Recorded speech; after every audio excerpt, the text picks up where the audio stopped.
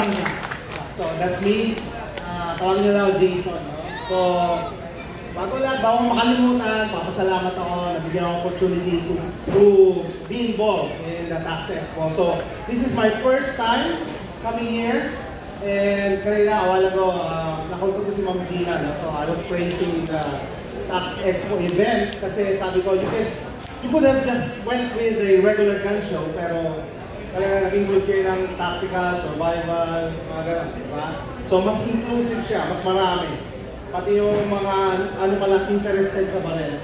So, yeah, that's me. Isa sa mga rifle class na in-attendan ko, I think, summer yan. Summer sa Houston, Texas yan. Okay? So, yeah, okay. Galing ako, I came from the other side of the world. Pero, ito, true story kanina, papunta ako dito, nag-grab ako, no? Pag sakay ko sa grab, sabi ng driver, tumingin sa salamin, sabi niya, Jose Rizal, sabi ko hindi, Mega Mall. Ay, hindi, ikaw ba yung vlogger na Jose Rizal? Nakakatawa naman kasi may nakakilala sa akin. Sabi ko, akala ko, nanay ko lang sa mga kapatid ko nalunod sa akin. Okay? So, yan ang background. So, I'm just a regular guy, gun enthusiast, prepper. So, siguro sabihin niyo, oh, prepper ka, bakit ina-advertise mo? Oh, because it's too late for me. Matagal na ako sa social media. No? So, pero keep in mind, sa prep community, sa mga preppers talaga, hindi talaga dapat ina-advertise. But, when the S hits the fan, syempre, mag-offline tayo, tsaka off-grid. Diba? Gun collector, yeah, hopefully mapanood nyo yung videos ko about my gun collection. I don't consider myself as an expert, pero every time na may nagtatanong sa akin kung ilan na yung baril ko, sabi ko, I stopped counting nung nag-reach ako ng 30. Okay, so definition of prepping, yan siya. Before coming here, dalawang question lang dapat kong, two major decisions ang dapat kong sagutin, no? First question is, anong topic ang i-discuss ko? Kasi pwede rin ako mag-discuss about guns. So, guns or prepping? So, sabi ko, okay, prepping siguro kasi mas inclusive. Ibig sabihin, may mga kasama tayo dito na wala pang baril, or interesado pa lang sa baril, or talagang hindi nagbabaril, or interested sila sa mga bladed weapons, you know. So siguro mas makaka-relate siguro. Okay? Tapos, ang prepping sa Pilipinas, napaka-controversial. Okay? Kasi member din ako ng mga Pinoy Prepper Group. Okay? May sinasabi sila na iba kasi yung Western style of prepping, iba yung Filipino prepping. Ang sagot ko dyan is, show me. Show me na merong Filipino prepping. Diba?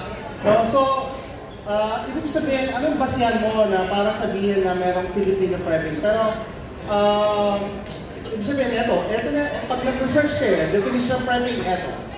Pero, siguro tayo, may background tayo, before, maski nung bata pa tayo, na nag-prep na tayo, hindi lang natin alam na nag-prep tayo. Diba? Pero, mas naging concrete kasi ang prepping because of this definition.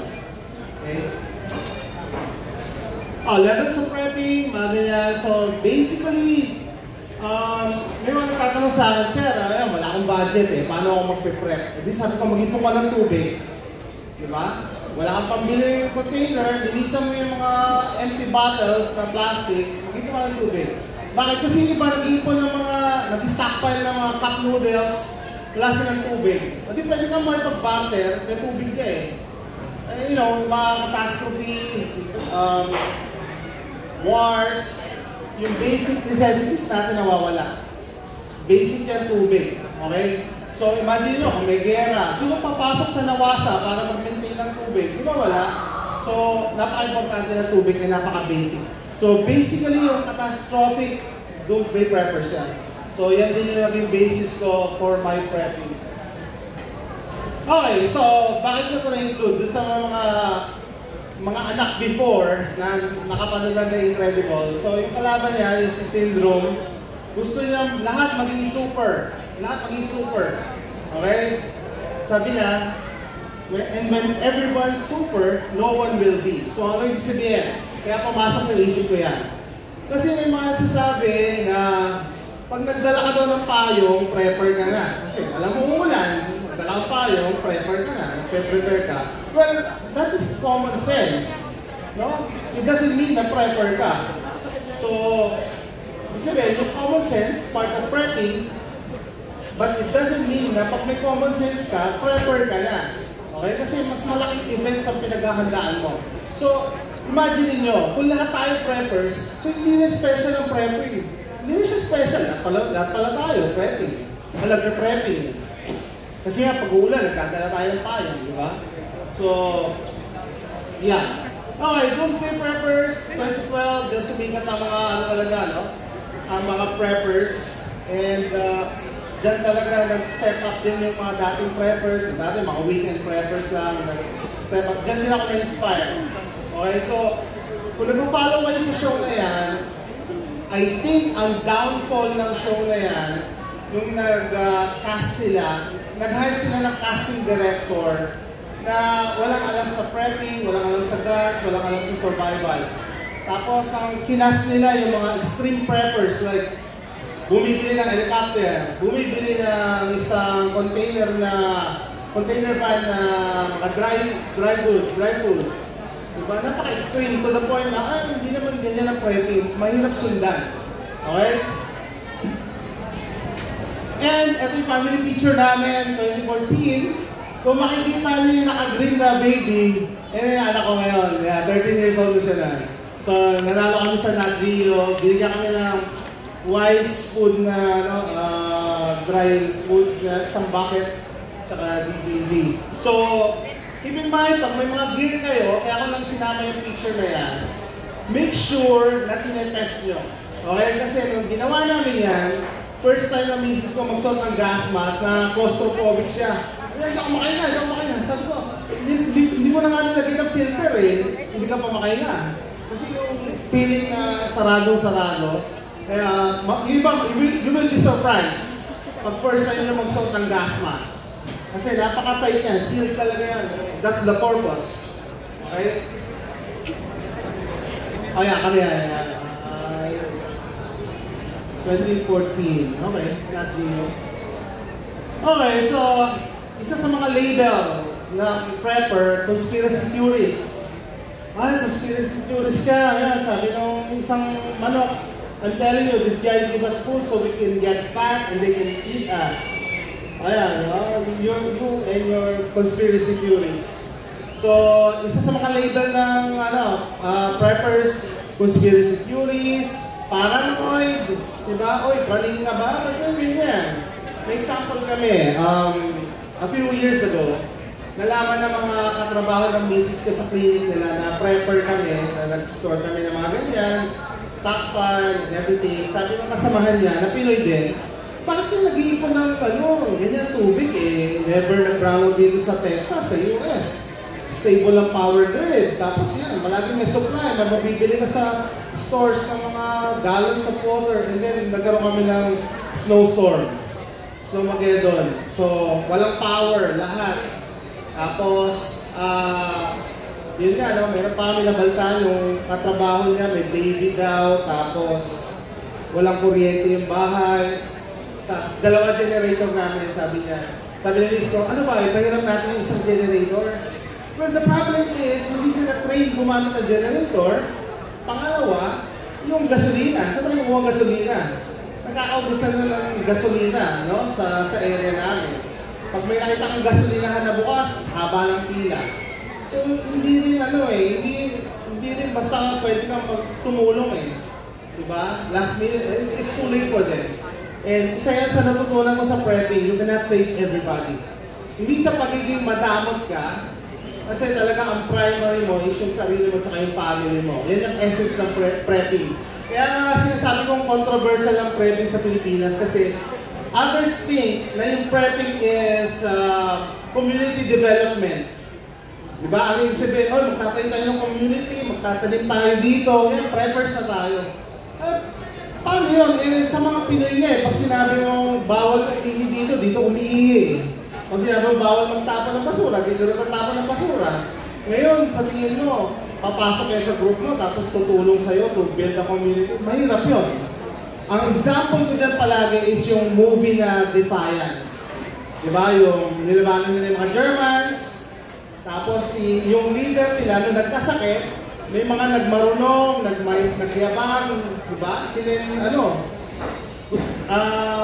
gusto nasa kanila yung mga pagkain. Diba? So, paano kung papasok ka sa grupo mo, mas matapang sa'yo, mas malaki sa'yo? Di wala na, bakit ikaw pang mapalayas? Diba? So, delikado. So, sa part ng prepping, yung mapagkakatiwalaan mo lang talaga dapat ang isama mo. It doesn't mean na kamag-anak yan, kasi minsan may mga kamag-anak hindi mapagkatiwalaan. Pero keep in mind, pag sinama mo yan sa grupo mo, gagamit nyo ng resources nyo, like yung pagkain. Napaka-importante yan. Oh, great man! So sabi ko, dalawang questions ang dapat ko sagutin. Una, anong topic? Either guns or prepping. Sabi ko, prepping. Okay? Yung second question, anong susuot ko? Kasi sa mga prepper groups, sinasabi, uy, ba't yung mga nagsasalita about prepping, naka-tactical pants, naka-tactical gear, naka-tactical hat? Di ba dapat gray man?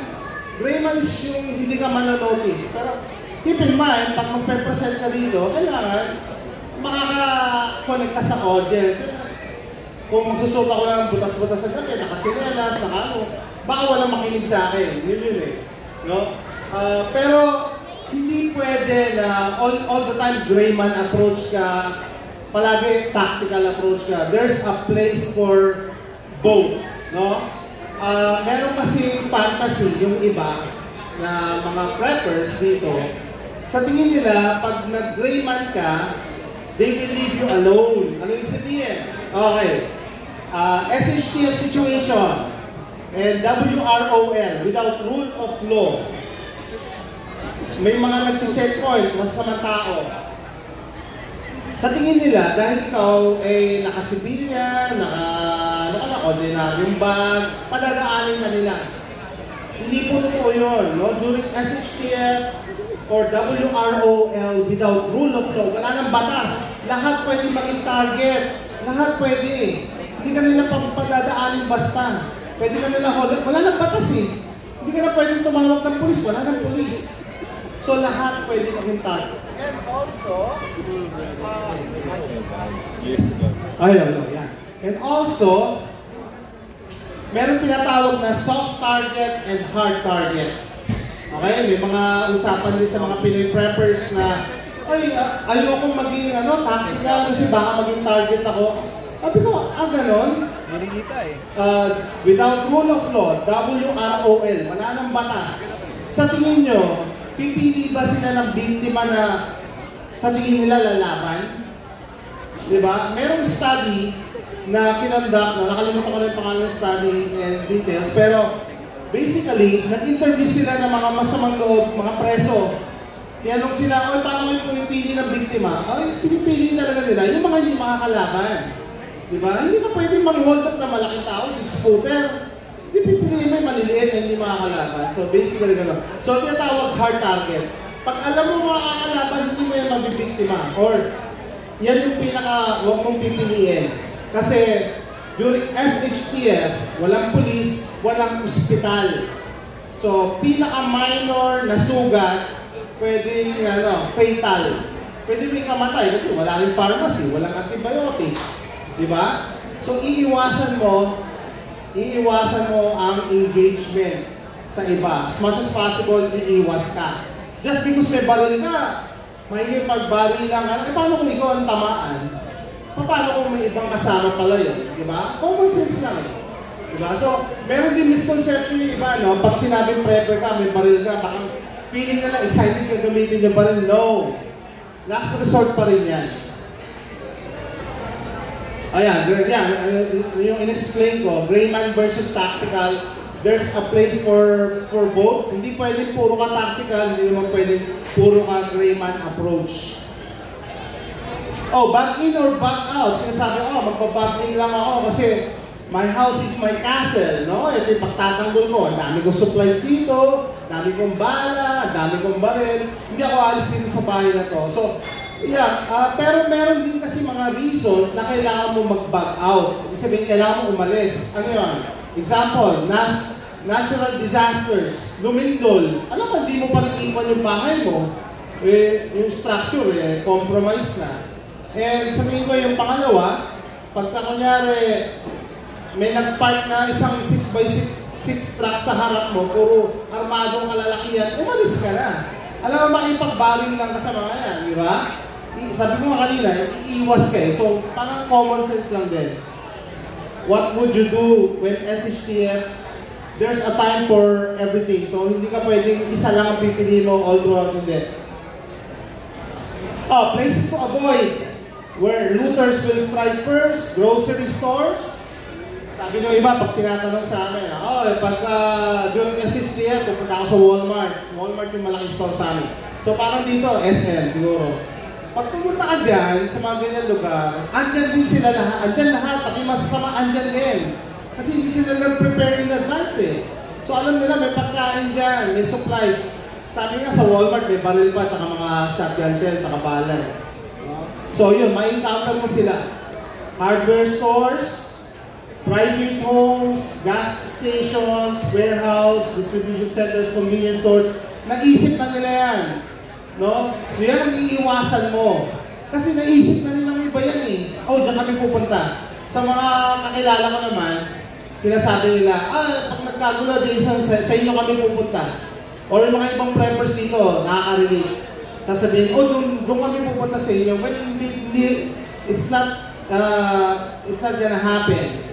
Kasi, pagka kunyari, SHTF na, at may unwanted guest ka, hindi ka basta-basta magpapapasok. Kasi nga, limited yung supply mo eh. Wala nang tumatakbong tubig, walang kuryente. Tapos makikikain pa sa'yo, hindi pwede.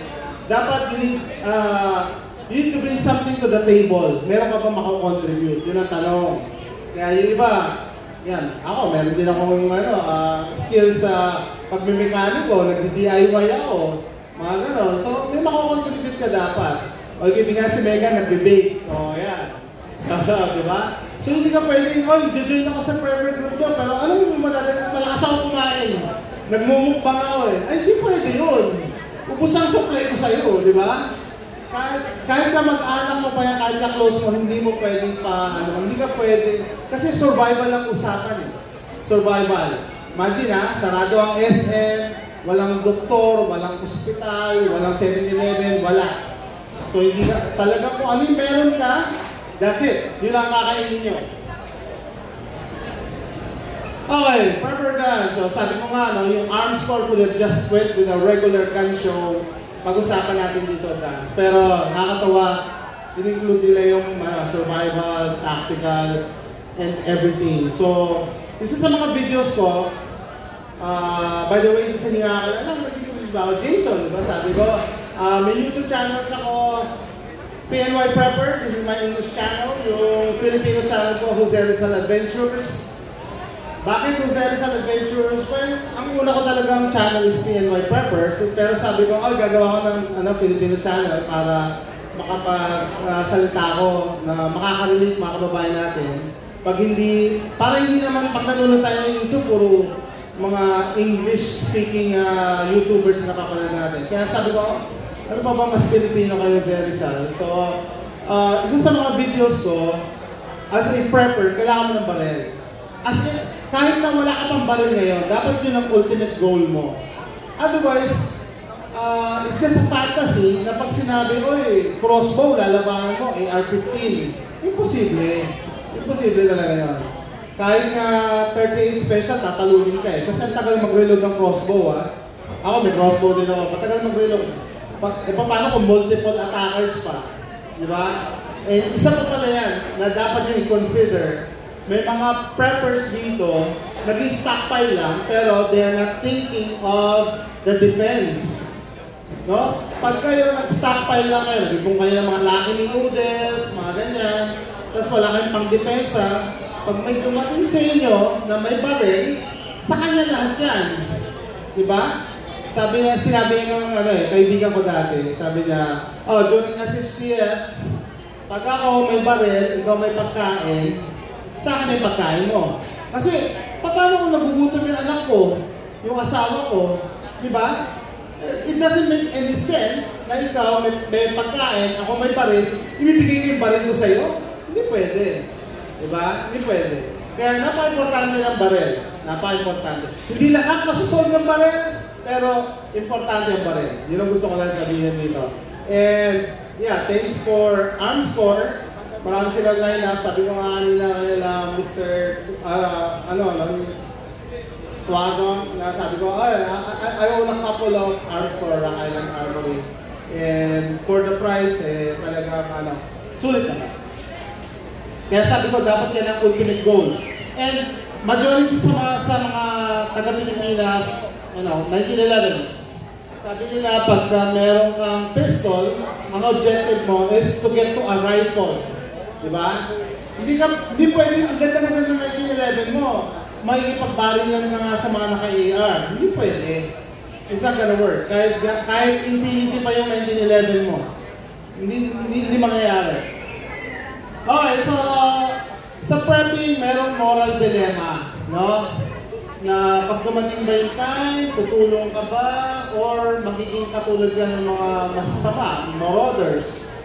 Sabi ko, hindi ko talaga makalimutan to. Evil triumphs not because they are strong, but because good men do nothing. So, keep in mind, tao pa rin tayo, no? Alam ko, mahirap, no? Mahirap pangatawanan, no? Lalo pag nando ka sa survival situation.